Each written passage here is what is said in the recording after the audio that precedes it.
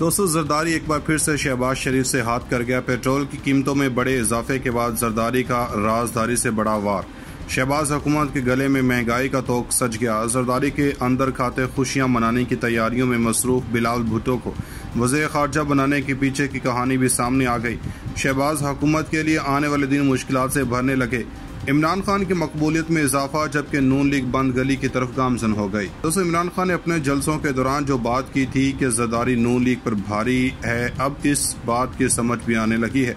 जरदारी वाकई में नून लीग पर भारी साबित हो रहा है और जिस अंदाज से शहबाज शरीफ को कुर्सी का लालच देकर और हमजा शहबाज को भी वज़ीर आला बनवाकर शहबाज शरीफ से जरदारी ने काम करवाए हैं और आगे करवा रहा है, इससे तो देखकर अंदाजा हो रहा है कि नून लीग के ताबूत में आखिरी कील शहबाज शरीफ ही लगा रहे हैं और वो कील जरदारी अपने हाथों से दे रहा है। दोस्तों, जरदारी इस वक्त किस तरह शहबाज शरीफ पर भारी हो रहा है, इसके सबसे पहली मिसाल देखने में उस वक्त आई कि नून लीग की जानब से यानी कि शहबाज शरीफ की तरफ से गुज़श्ता रोज़ अचानक पेट्रोल की कीमतों में इजाफे के बाद जो जलालत नून लीग के सोशल मीडिया पर हो रही है और जिस तरह हर पेट्रोल पंप पर इस वक्त नून लीग को सलवातें सुनाई जा रही हैं, इसकी मिसाल नहीं मिलती।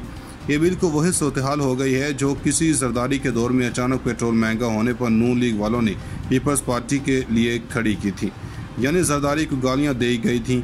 अब जरदारी इन गालियों को एक एक करके बदला ले रहे हैं। मगर पेट्रोल की कीमतों में इजाफे के बाद जरदारी ने अपने लिए एक और बड़ा फायदा भी निकाल लिया है। शहबाज शरीफ ने गुज़श्ता रोज़ के ऐलान के बाद आवाम को रिलीफ देने का ऐलान करके पाकिस्तानियों को खुश करने की कोशिश की, लेकिन असल में इसमें जरदारी के फॉलोअर्स को फ़ायदा पहुँचने वाला है।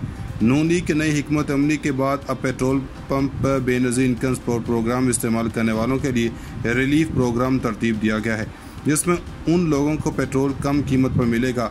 लेकिन हैरान कुन तौर पर बेनज़ीर इनकम सपोर्ट प्रोग्राम में सबसे ज़्यादा तादाद सिंध की है, इन अफराद की है जिन्हें पीपल्स पार्टी ने सपोर्ट दी थी। यानी इस वक्त जो सूरत-ए-हाल है, इसमें लाखों वोटर्स ऐसे हैं जिन्हें इस रिलीफ का फ़ायदा पहुंचेगा, मगर इन ताल्लुक पीपल्स पार्टी से है। तो दोस्तों, नून लीग की पॉलिसी जैसे भी हो, इस वक्त जो जरदारी ने नून लीग को ख़त्म करने की पॉलिसी बनाई है, इसके सामने वो कुछ भी नहीं है।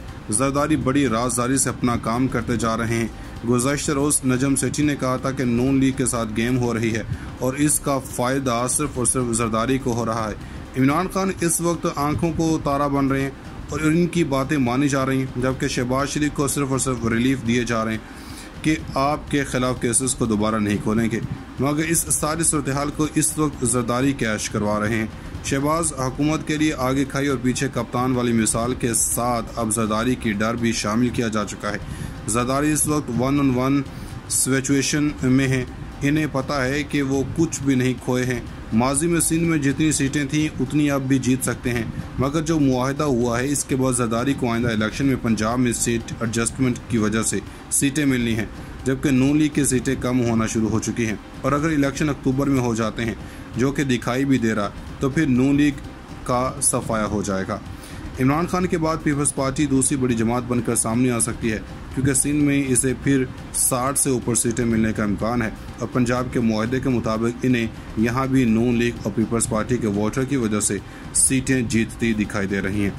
इस सारी सूरत-ए-हाल में जरदारी खुद तो खुशियाँ मना रहे हैं, लेकिन अपने आप को जाहिर कर रहे हैं कि वो नून लीग के साथ हैं और इनके हर अमल को सपोर्ट भी कर रहे हैं। शहबाज शरीफ ने जब भी असम्बलियाँ तोड़ने की बात की है, जरदारी हर बार आड़े आया और इसने अपने इदारों के साथ ताल्लुकात की बिना पर कहा कि वो इनके साथ हैं, इन्हें कुछ नहीं होता। मगर अभी तक हर कोई जानता है कि शहबाज शरीफ नून लीग को तबाही के दहाने पर ले जा चुके हैं। इमरान खान ने 6 दिन का वक्त दिया था, अगले 2 अहम समझे जा रहे हैं और कहा जा रहा है कि आइंदा इलेक्शन की सारी हिकमत अमली अगले 2 दिन में तय कर ली जाएगी। अगर इमरान खान का अहम ताकतों के साथ मुआहदा हो चुका है तो अगले 2 रोज़ में बड़ी खबर सुनने को मिल सकती है, जो कि मुमकिन तौर पर असम्बलियाँ तोड़ने और नए इंतखाबात के ऐलान की हो सकती है।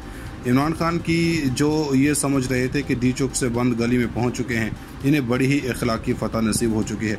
आने वाले दिनों में शहबाज शरीफ बंद गली में दिखाई देंगे, यानी इन्हें या तो असम्बलियाँ तहलील करनी होंगी या फिर इनके नीचे से फट्टे हटाए जाएंगे और वो फटे काफ लीग, MQM या फिर बाप पार्टी में से कोई भी अहम ताकतों की ईमा पर पल भर में हटा देगा। 2 जून से पहले तक बड़ी खबरें मिलने वाली हैं। शहबाज हुकूमत को सख्त फैसले लेने पर मजबूर किया जा रहा है क्योंकि ये इनकी जिम्मेदारी है। इन्हें निगरान हुकूमत से पहले IMF से मामला तय करना होंगे जो तोक इनके गले में जरदारी ने डाला है। दोस्तों, सेनेट इजलास में इंतखाबात में इलेक्शन एक्ट तरमीमी बिल और नैब तरमीमी बिल पेश करने की तहरीक मंजूर की गई।